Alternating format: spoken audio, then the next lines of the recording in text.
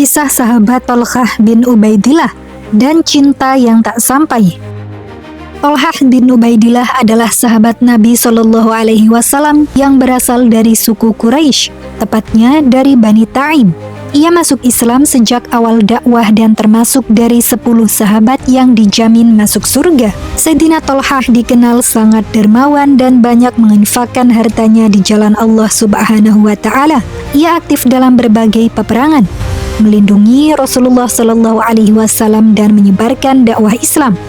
Namun di balik ketegasannya di medan jihad, ada kisah pribadi yang jarang diketahui. Kisah cintanya kepada Sayyidah Aisyah binti Abu Bakar, istri Rasulullah Shallallahu Alaihi Wasallam. Thalqah merupakan sepupu dari Sayyidah Aisyah. Suatu hari ia berbincang dengan ibunda Aisyah hingga Rasulullah Shallallahu Alaihi Wasallam datang dan tampak tidak senang. Meski tak berkata langsung, Rasulullah memberi isyarat agar Sayyidah Aisyah masuk ke dalam rumah, dan Sayyidah Aisyah pun memahami maksud itu. Sayyidina Thalqah merasa malu. Dalam hati ia bergumam dan bersumpah, beliau melarangku berbincang dengan Aisyah, padahal ia adalah sepupuku.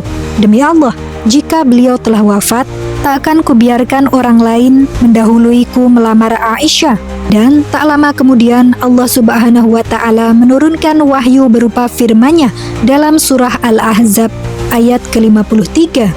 Hai orang-orang yang beriman, janganlah kamu memasuki rumah-rumah Nabi kecuali bila kamu diizinkan untuk makan dengan tidak menunggu-nunggu waktu masak makanannya. Tetapi jika kamu diundang maka masuklah, dan bila kamu selesai makan, keluarlah kamu tanpa asyik memperpanjang percakapan. Sesungguhnya yang demikian itu akan mengganggu Nabi, lalu Nabi malu kepadamu untuk menyuruh kamu keluar, dan Allah tidak malu menerangkan yang benar. Apabila kamu meminta sesuatu keperluan kepada mereka, istri-istri Nabi, maka mintalah dari belakang tabir.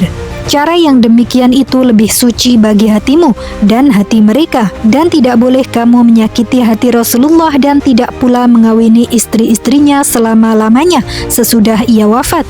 Sesungguhnya perbuatan itu adalah amat besar dosanya di sisi Allah. Ketika ayat ini sampai ke telinga Thalqah, ia langsung menangis. Ia merasa sangat malu kepada Allah dan Rasul-Nya. Sejak saat itu, cintanya kepada Aisyah ia wujudkan dalam bentuk kebaikan.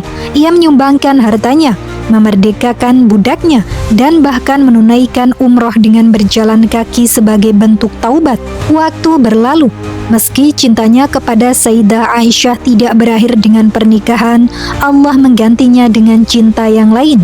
Sayyidina Thalqah menikahi seorang wanita, dan dari pernikahan itu lahirlah seorang anak perempuan yang ia beri nama Aisyah binti Thalqah. Sebuah isyarat bahwa rasa cinta yang tulus tetap hidup dalam kenangan dan nama. Pelajaran dari kisah ini, cinta dalam Islam tidak hanya soal memiliki, tetapi tentang kejujuran, penghormatan, dan pengorbanan yang tak melanggar batas. Sayyidina Thalqah memberikan teladan bahwa ketaatan kepada Allah dan Rasul-Nya lebih utama daripada keinginan pribadi, bahkan yang sebesar cinta.